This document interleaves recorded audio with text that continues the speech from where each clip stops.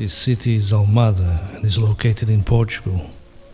This was the city where I was born and where I still live. My mother tongue is Portuguese, of course, but I speak in English so that I can be understood in more places outside the country. I have witnessed multiple transformations of this city over the years. Things, people and animals have come and gone over time, and the city has expanded as expected. Fashions, styles and trends. From an early age, I have always liked to record moments in sound and images. At one point, it sparked my interest in registering abandoned and forgotten places. I started looking outside of this city. But one day I remembered that even within this city, there are abandoned and forgotten places. Today was the day to explore something that is clearly visible to everyone, and before I never remembered to explore because I thought it would be off limits to the public. Today we are going to explore the buildings and silos of the former Caramujo milling factory.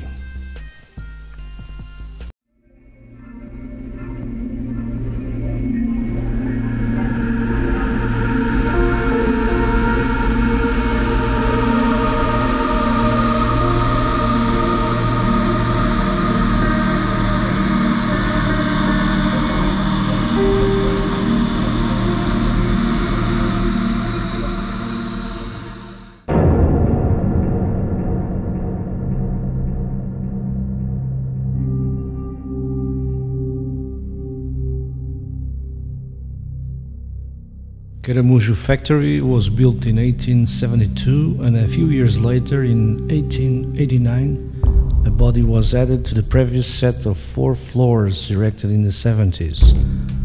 On June 10, 1897, the factory suffered a violent fire, which destroyed it almost completely.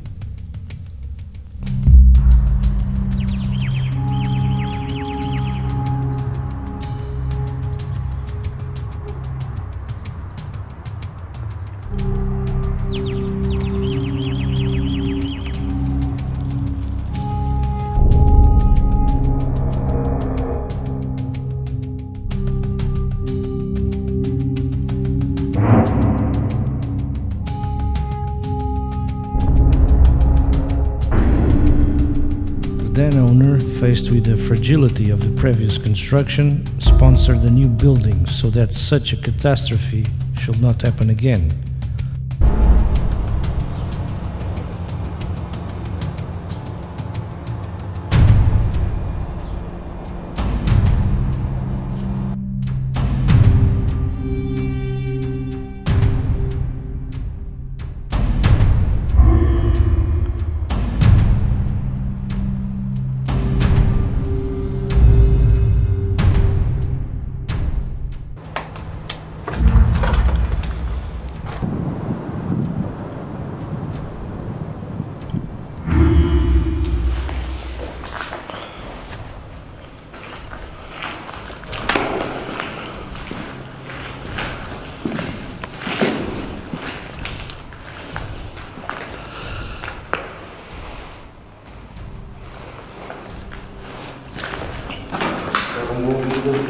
Assombrados.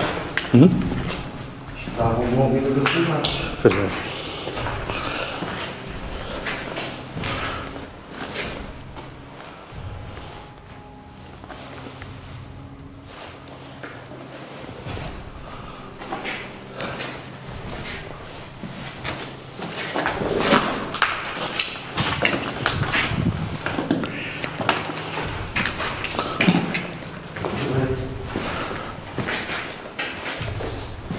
Jump.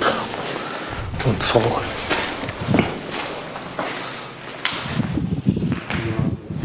Olha, estamos com vários cachilos. Ai. Uou.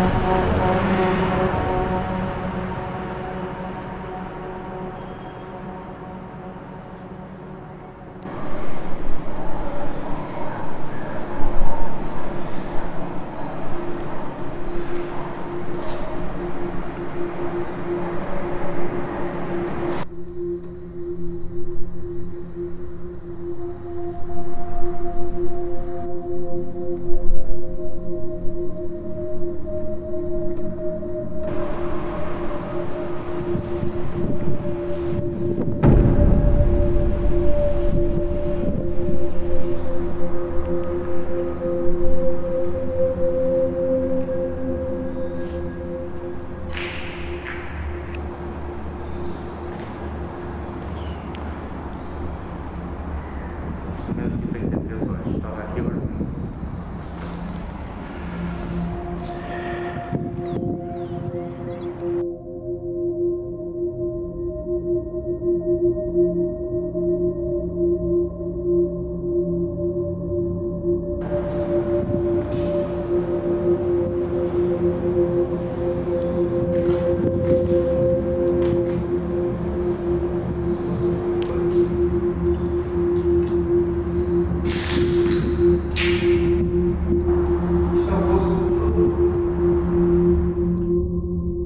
Caramujo factory was built in 1872, and a few years later, in 1889, a body was added to the previous set of 4 floors erected in the 70s.